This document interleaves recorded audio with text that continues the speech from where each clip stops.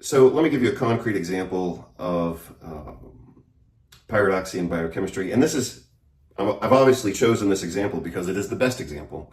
And this is a life or death example.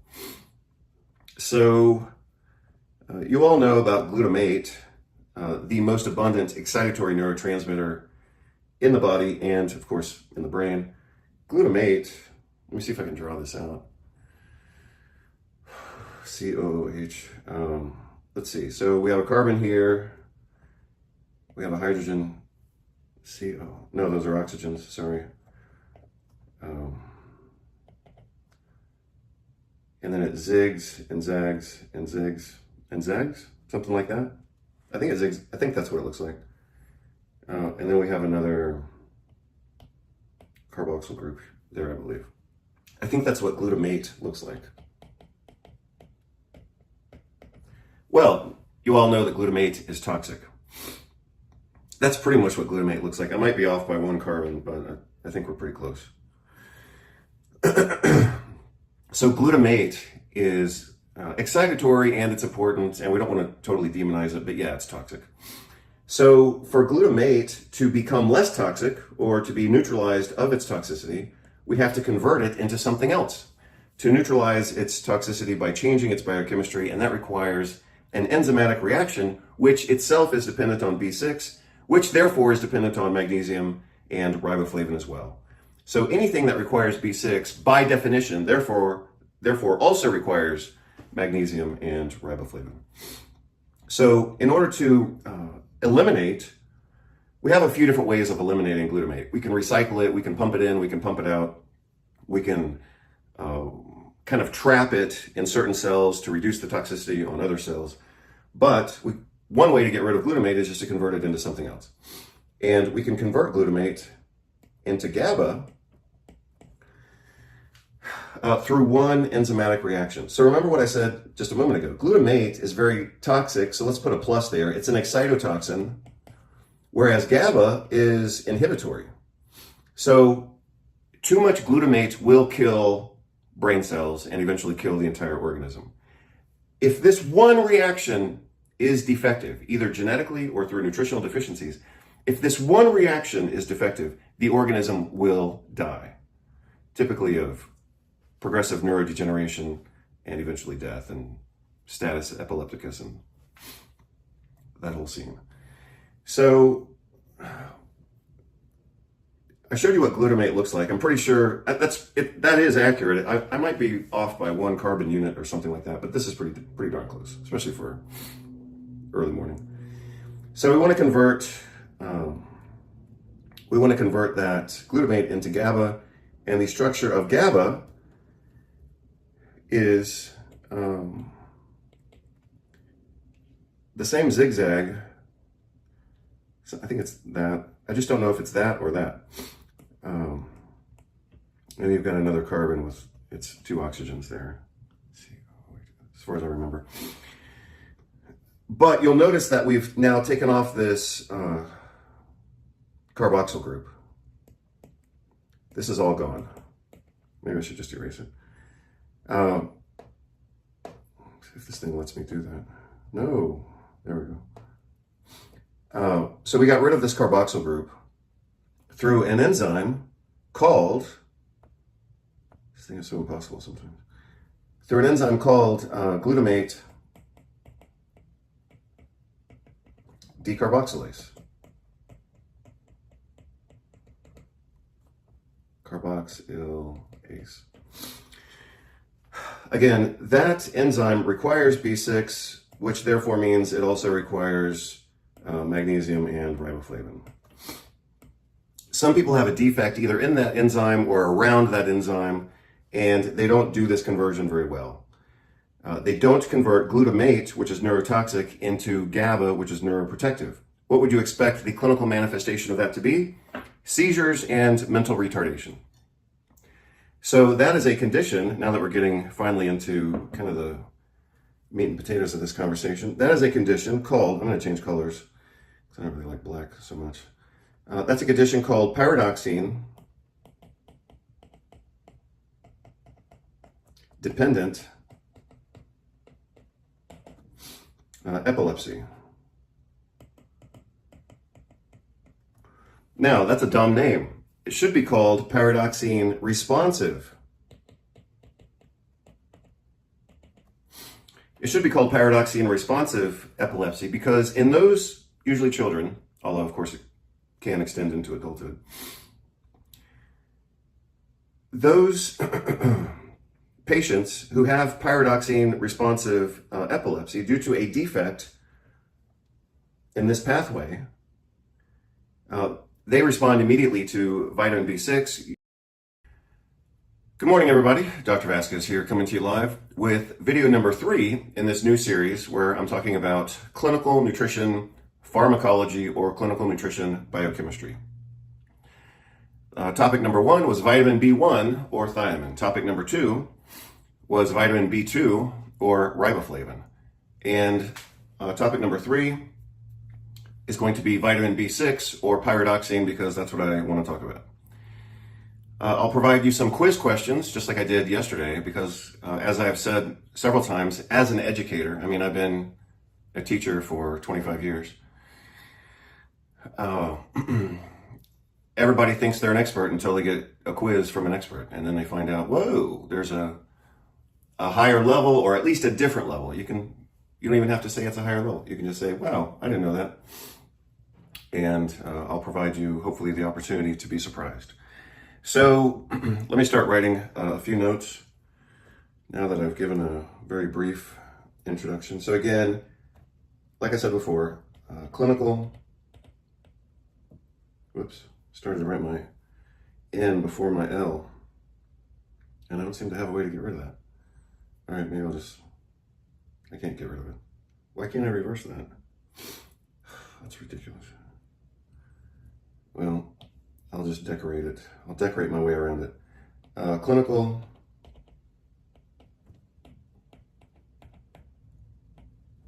nutrition pharmacology.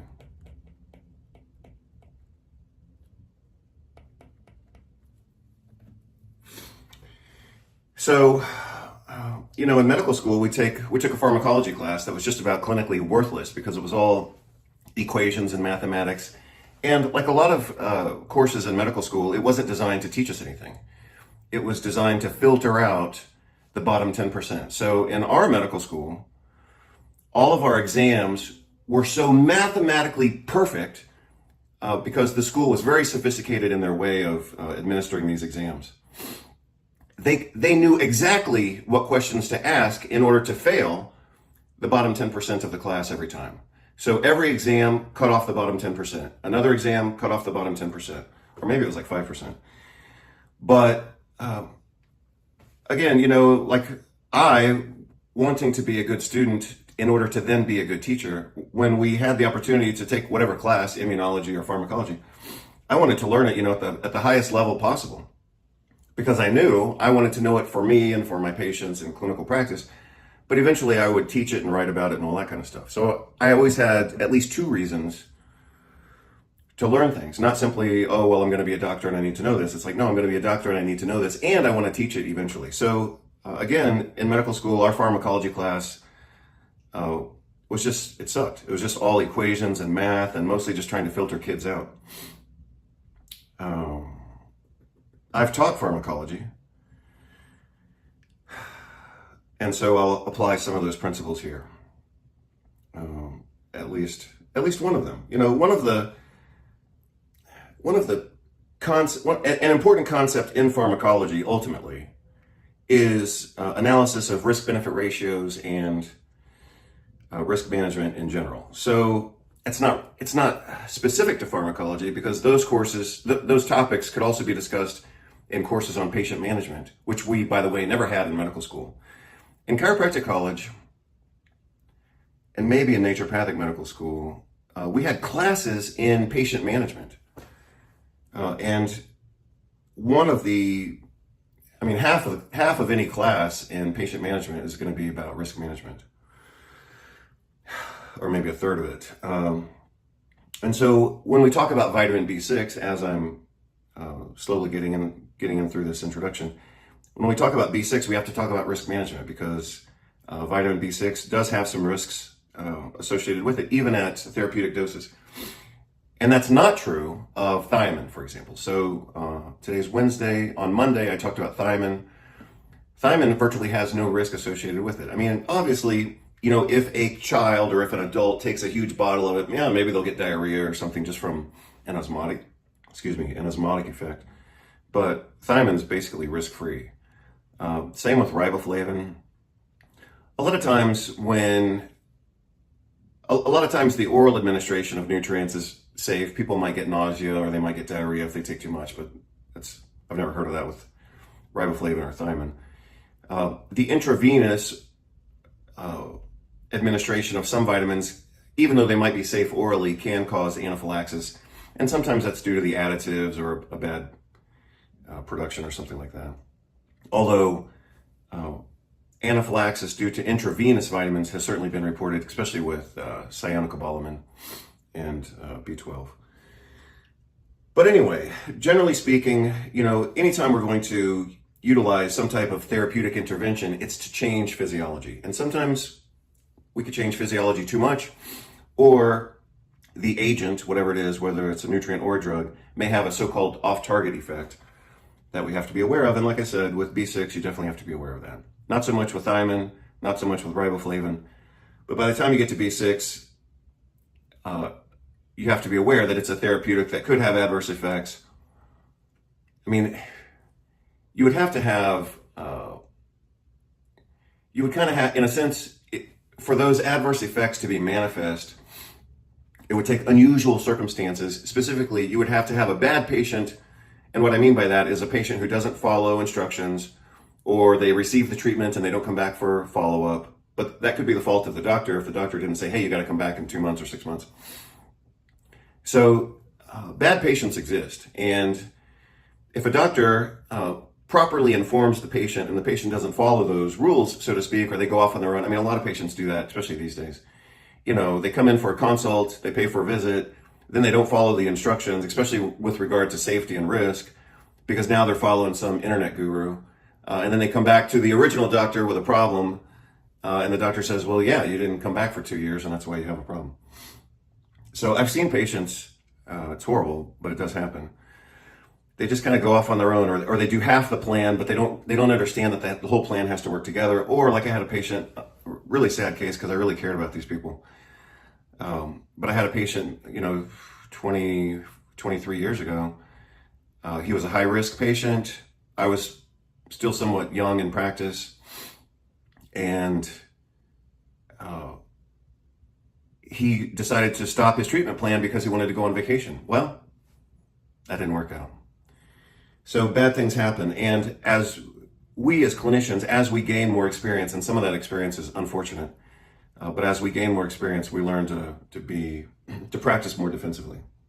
And like I said before, I always practice very defensively because for most of my practice, or a lot of my practice, even though I've practiced in different states with different licenses, a lot of my practice was in Texas after I had graduated from naturopathic medical school.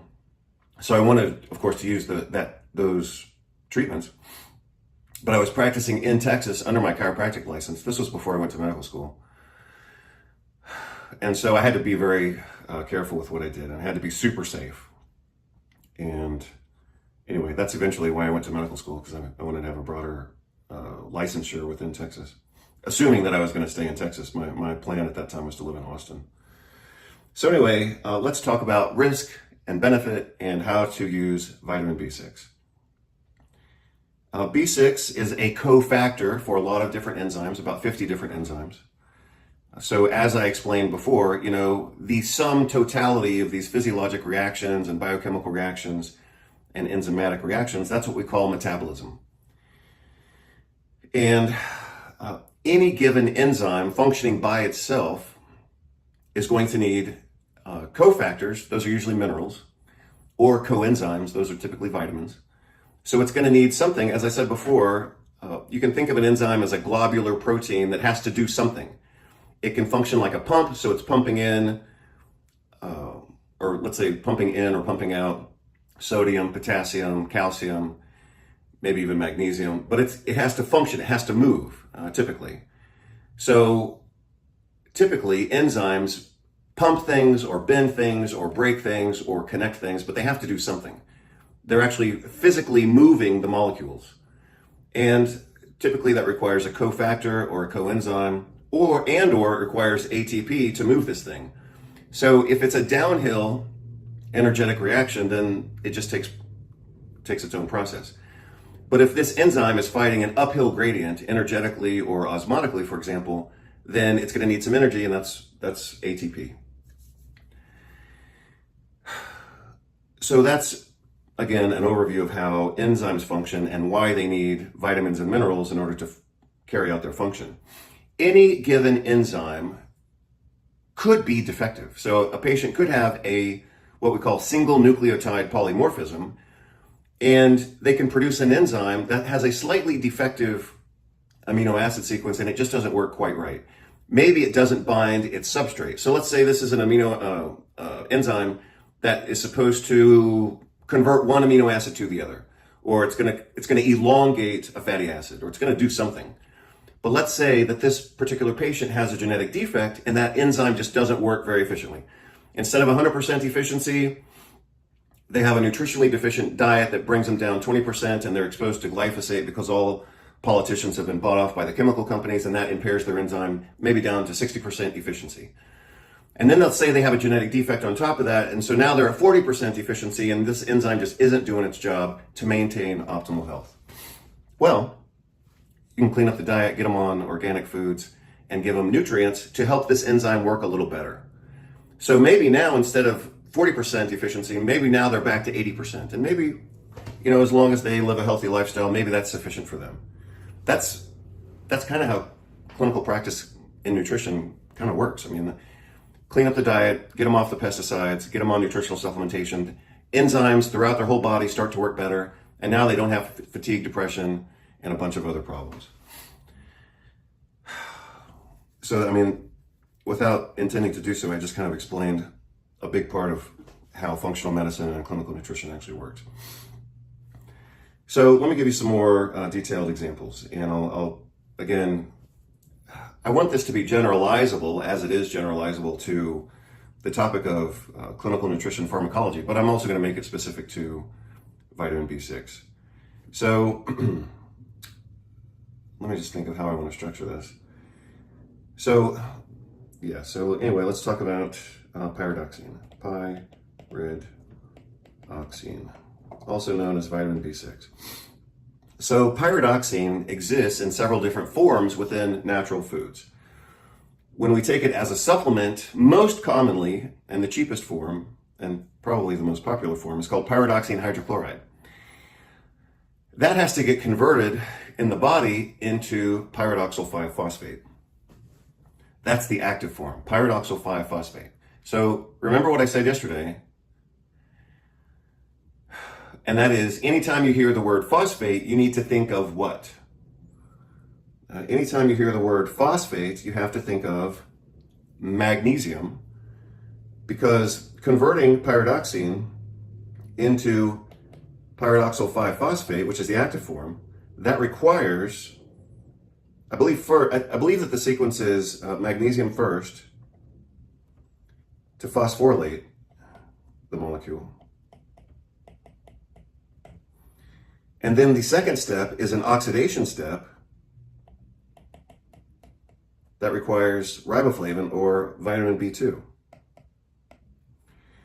So, based on your knowledge of that, you would, or could, or eventually will, reasonably expect that a person could have sufficient B6 and be deficient in magnesium or B2 and not be able to receive the benefit of B6. So let's say we have a patient who's magnesium deficient, like 40% of the population. Let's say we have a patient who's magnesium deficient and we give them B6. Do you think that B6 is going to work if it's given in the form of pyridoxine hydrochloride? The answer, of course, is no. If they can't convert pyridoxine to its active form, which the first step, I believe, requires magnesium, it doesn't really matter which step is first or second, but I think that the magnesium step is first. So if they can't convert pyridoxine hydrochloride into P5P because they don't have magnesium, you should be able to know two things are going to happen.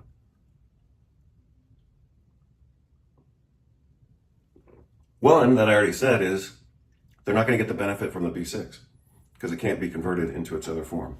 What's the other thing that's going to happen? You may or may not be able to intuit this, but I'll tell you the answer. The answer is that pyridoxine hydrochloride is a little bit toxic. And I'll talk about the location of that toxicity in just a moment. So basically, the biochemical sequence gets bottlenecked, or you've got a lot of pyridoxine hydrochloride over here that's trying to get over here to be its active form in P5P, pyridoxal 5-phosphate, but because of the magnesium bottleneck, it can't get converted. Well, again, that accomplishes two things. One is you don't get what you want, which is active B6, but you also still end up with too much potentially toxic pyridoxine hydrochloride. And that's how people develop B6 toxicity. Same thing's true of riboflavin, vitamin B2 that I talked about yesterday. If people don't have enough B2, a little bit more common with women than men for whatever reason, if a person doesn't have enough riboflavin, then the B6 can't get activated because it can't get oxidized to its active form. And so again, it's going to bottleneck at that biochemical reaction. They're not going to get the full benefit of the B6 because it can't get converted into P5P, and they're going to result with too much pyridoxine hydrochloride, which is a little bit toxic. So some patients who have a B6 responsive condition don't respond to B6 because they're missing out on either magnesium or B2 riboflavin, and those are both very common nutritional deficiencies.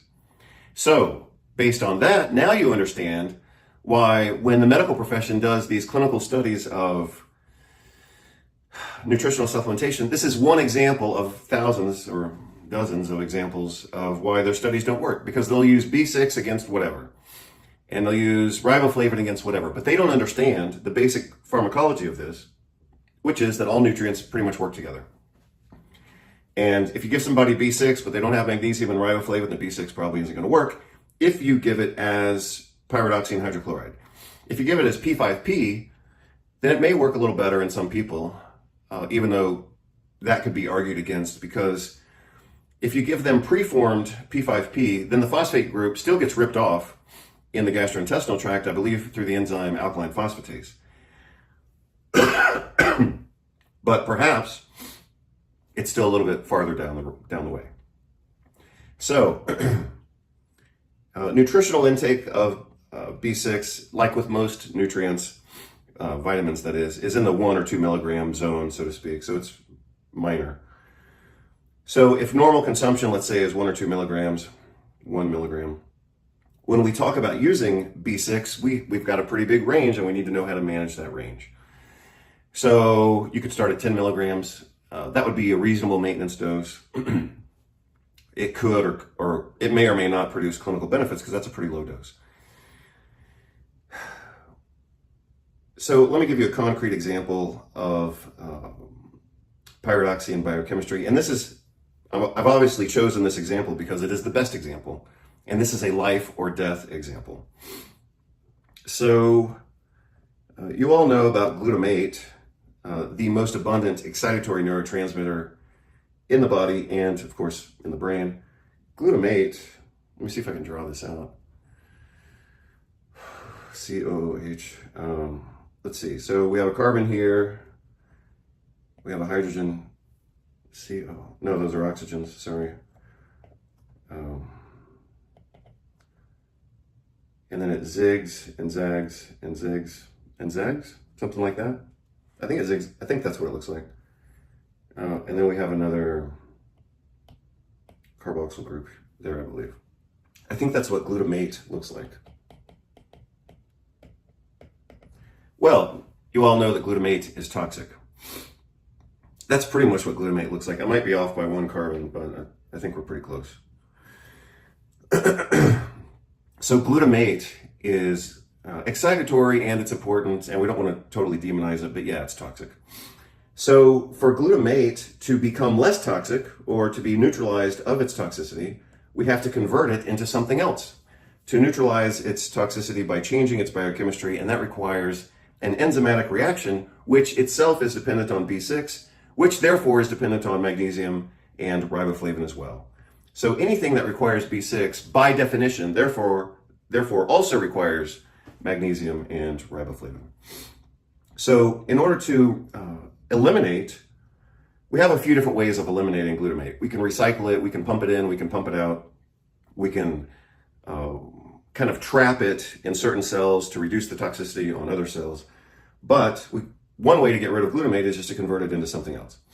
And we can convert glutamate into GABA through one enzymatic reaction. So remember what I said just a moment ago. Glutamate is very toxic, so let's put a plus there. It's an excitotoxin, whereas GABA is inhibitory. So too much glutamate will kill brain cells and eventually kill the entire organism. If this one reaction is defective, either genetically or through nutritional deficiencies, if this one reaction is defective, the organism will die, typically of progressive neurodegeneration and eventually death and status epilepticus and that whole scene. So I showed you what glutamate looks like. I'm pretty sure that is accurate. I might be off by 1 carbon unit or something like that, but this is pretty darn close, especially for early morning. So we want to convert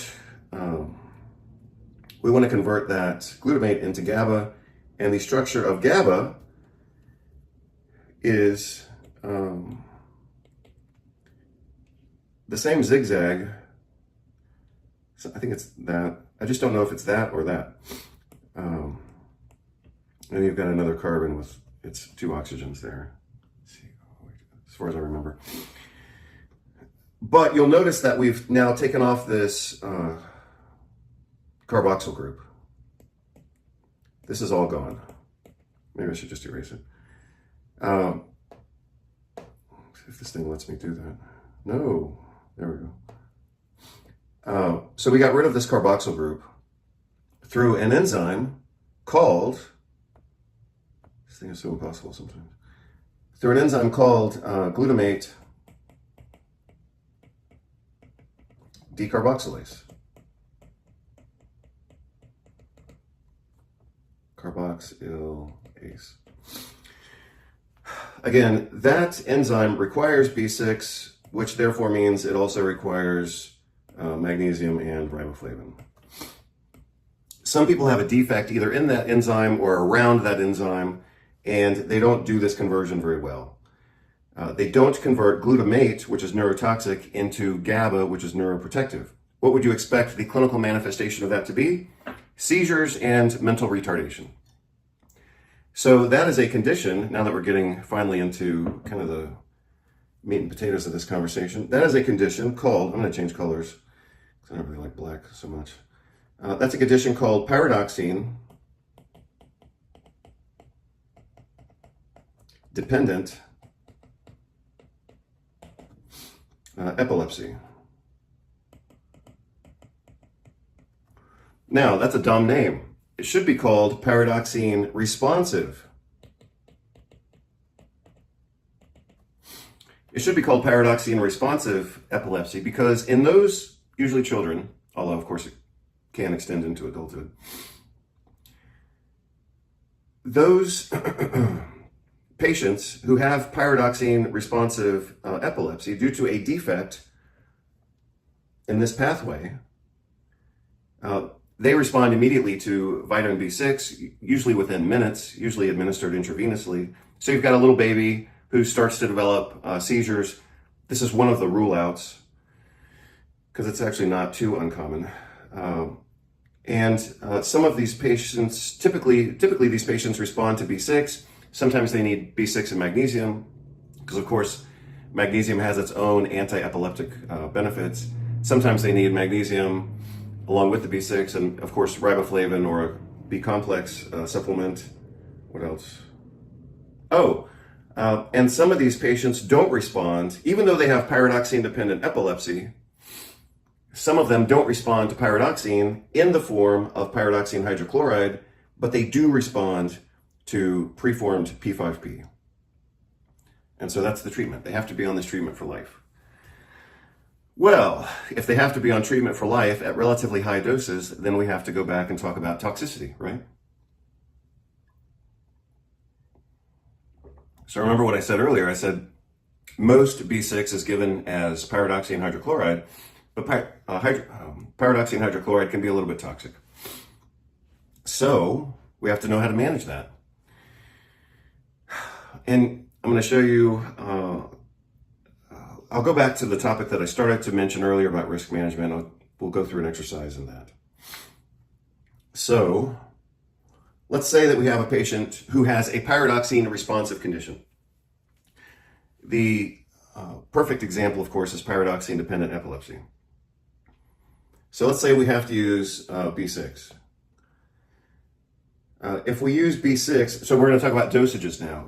Obviously we have to talk about dosages because that is the prerequisite to then talking about the probability of toxicity. And then based on that probability, then we have to talk about the management strategy. So let's say that we have a patient with a pyridoxine responsive condition, whatever it is, and we have to use high dose B6 with them. So how are we going to do that? What form are we going to use? What's the dosage? And then how do we manage that long term? Those are the questions. So with B6, like I said before, we've basically got two options. You can use pyridoxine hydrochloride, which is a little bit toxic. The dose that you would need to know as a clinician is for pyridoxine dependent epilepsy as the model. The dosage is 18. Let me make sure I'm saying this right. Yeah, 18 milligrams per kilogram. If you were to use P5P, because the phosphate group is a little heavier, you have to use more of the substance to get the equivalent amount of active vitamin. And so you have to use a higher dose, and that dose is 30 milligrams per kilogram. Some patients would need more or some would need less, but this is the average effective dose, according to some studies. And this is a ballpark number. I mean, you could go a little higher or a little lower, but this is the ballpark. The typical dose for pyridoxine responsive epilepsy is 18 milligrams per kilogram for pyridoxine hydrochloride, or 30 milligrams per kilogram. You have to use more just because of the weight issue, the molecular weight. But that's still a lot of B6. Now I'm going to focus, probably for the rest of this conversation, I'm going to focus on pyridoxine hydrochloride. So like I said, this is a little bit toxic. It's neurotoxic. So the irony of pyridoxine hydrochloride in high doses is that it can be neuroprotective and neurotoxic at the same time. So how do you manage that? That's called being a doctor. You have to learn how to manage risk. And, that's what we do. Or at least that's what we're supposed to do. So I guess I'll mention two things.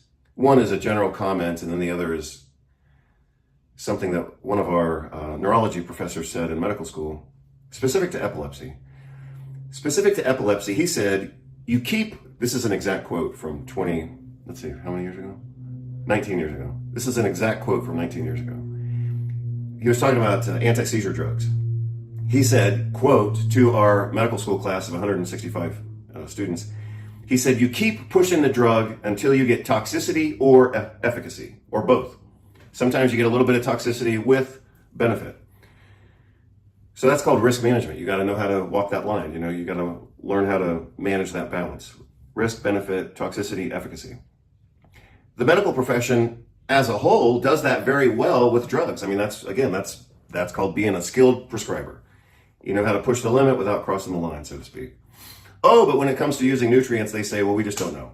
We don't know how to do this. We don't know what the dose is. I mean, look at what the Endocrine Society said within the last few years. They said, we don't know how to test and prescribe vitamin D. So we can't even issue a guideline on it because we just don't know how to do it. It's so selectively stupid. It's just bewildering. Bewildering how the medical profession and medical education can be so precise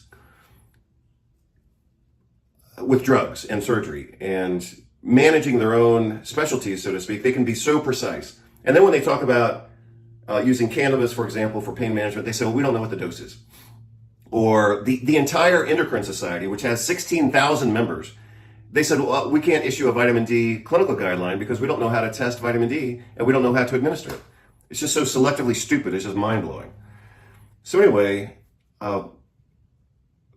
beyond all that bullshit propaganda, we as clinicians have to apply our knowledge of pharmacology and risk management to nutritional therapy. And yeah, sometimes we're walking that line. So 18 milligrams per kilogram for an adult of my size, right now I weigh about 100, let's say I weigh 225 pounds, 100 kilos. That's 1,800 milligrams. Of course, the pen stopped working.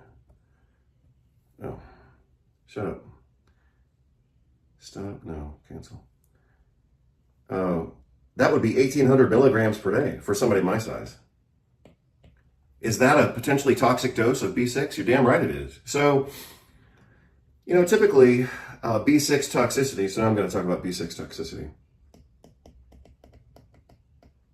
Like I said, B6 can be neuroprotective and neurotoxic at the same time. But you have to know the difference. It's usually neuroprotective in one location and neurotoxic for another location. So in your clinical exam, you would have to know how to test one versus the other to differentiate. Are we getting benefit where we want it, or are we getting damage where we don't want it? So, this is a perfect example of where using nutrients requires clinical skills as well.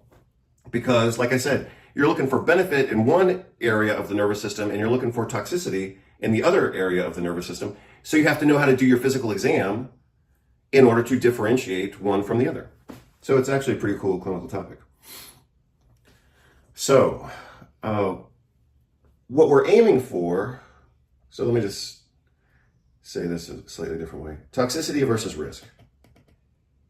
The famous risk-benefit ratio. What we want is a benefit in the brain. So we're trying to protect the brain. We want brain protection from glutamate. The way that we're going to achieve that protection from glutamate is to convert glutamate through the enzyme glutamate decarboxylase into GABA, which is actually neuroprotective. That's our strategy. That's what we want to accomplish. That's why we're using up to, let's say, 18 milligrams per kilogram of B6. You can look at that clinically. Okay, the kid's not having seizures anymore. I've seen that happen within days in little pediatric patients who had so-called intractable epilepsy. I remember this one kid I saw, little baby, he was about 2 years old, I guess, when I was still practicing in Houston, Texas. And this kid had intractable epilepsy, but of course his neurologists never did anything with his diet or nutrition. By the time the parents brought this little child into my office, he had already had a corpus callosatomy, which means they had cut his brain into two parts. They had divided one hemisphere from the other. Again, without ever using nutritional intervention on this kid. But he still had seizures. So they ruined his brain. I mean, they damaged his brain to stop the seizures, but he was still having seizures. So the parents brought this kid to me, and this is the line of thought that I did: clean up his diet, nutritional supplements, and a little bit extra B6, and the kid stopped having seizures. I remember the mom wrote me an email. I could probably find the email, but she wrote me saying that, or maybe she said this in the office, but she told me that immediately upon starting the nutritional interventions, the kid started doing better. He started speaking more, or babbling more. Because, like I said, I think he was only 2 years old or so. And that she said he was making gains every day based on changing this pathway with B6. Really incredible case. But they had already, cut the corpus callosum, and that's obviously never going to regrow. So it's just tragic. So again, what we're looking for is brain protection from glutamate by stimulating, or at least supporting, the enzyme glutamate decarboxylase, which, like I showed you before, strips off this carboxyl group from glutamate, and that's what makes it GABA. And that's what we want. And so you would monitor a clinical response, like I was just saying in that example, clinical response. You could also, in this case, in this example of pyridoxine responsive epilepsy, you could also look at the electroencephalogram to look for electrical activity. And you could also, in some patients, you can do before and after serum or plasma glutamate. So that would be your monitoring strategy. So that's the good side. That's what you want. You want to see clinical response, EEG normalization, and a reduction, commonly but not always. If it was high, then you want to see a reduction in their serum or plasma glutamate, because that's a surrogate marker for what's going on in the CSF or the cerebral spinal fluid.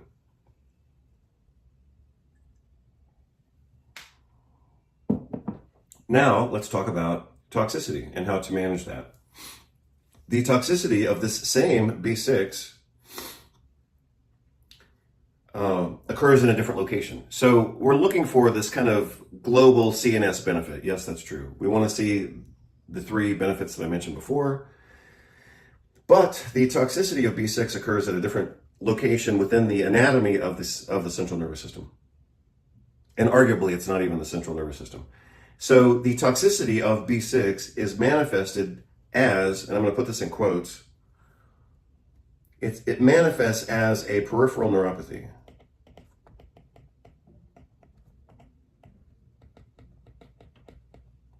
Well, B6 deficiency can also cause peripheral neuropathy. So this is again where you have to use good clinical judgment. B6 deficiency can cause peripheral neuropathy, but B6 toxicity can also create a peripheral neuropathy. Except that when we typically think of neuropathy, we're thinking of the nerve tract itself. So, like this would be my median nerve or my radial nerve or my ulnar nerve. When we talk about neuropathy, we usually think of like damage to the myelin sheath or whatever of that nerve. But that's not how B6 neuropathy, so-called neuropathy, occurs. It looks like a neuropathy, but it's actually localized to the dorsal root ganglion. So it's really, it's a neuropathy, but it's really a ganglionopathy.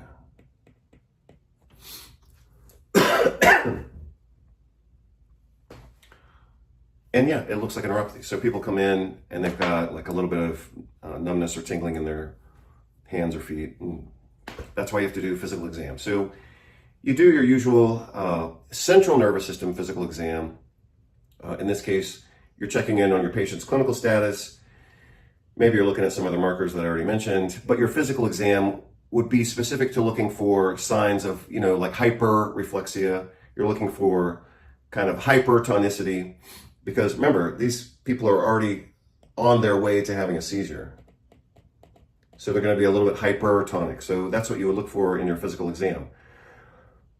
If they then start to develop this so-called peripheral neuropathy or ganglionopathy at the dorsal root ganglion, they're going to have sensory deficits.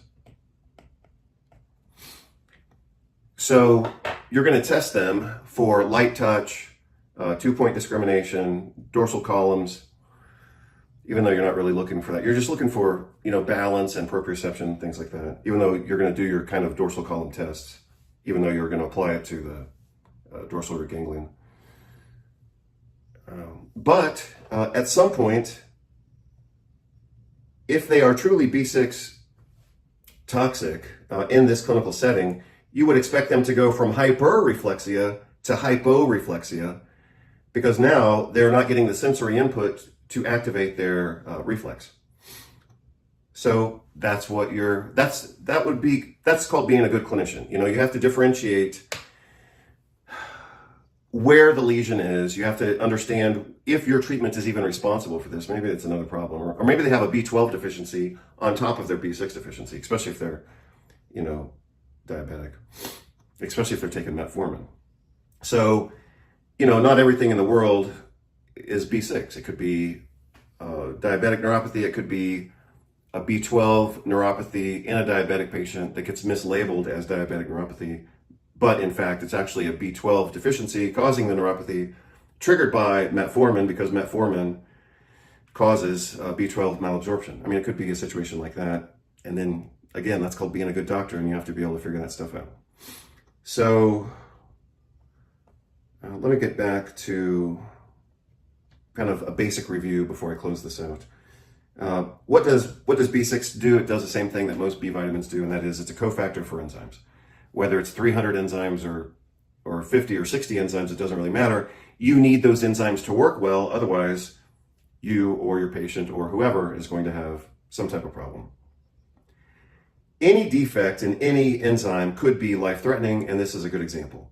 If glutamate decarboxylase is not working, the patient is going to have too much glutamate and not enough GABA, and they're going to have intractable epilepsy and neurodegeneration, and they are going to die from that situation eventually. They're going to die early from that, whether it's in 2 years or 15 years. And or have progressive brain damage. So one of the treatments that we can use in this conversation is B6. Remember what I said, typical food intake, what we used to call the RDA, recommended daily allowance, is usually about 1 milligram.